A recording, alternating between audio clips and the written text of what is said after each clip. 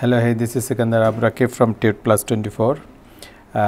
This project has been made with Arduino Uno R3, one small breadboard module, one buzzer module, one flame sensor.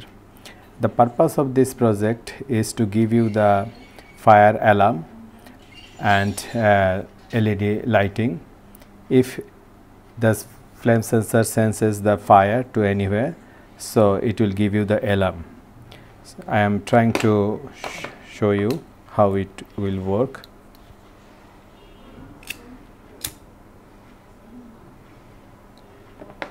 So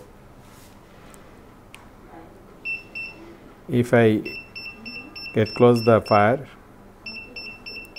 so the alarm is giving signal and the LED is blinking.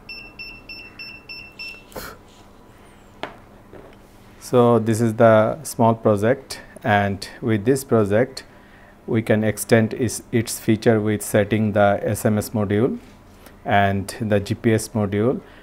And if we do that, so from the remote place we will be notified where the fire has been occurred. So hope this tutorial will be informative for you. If you like this video, please subscribe to my channel. Thank you very much for watching this video.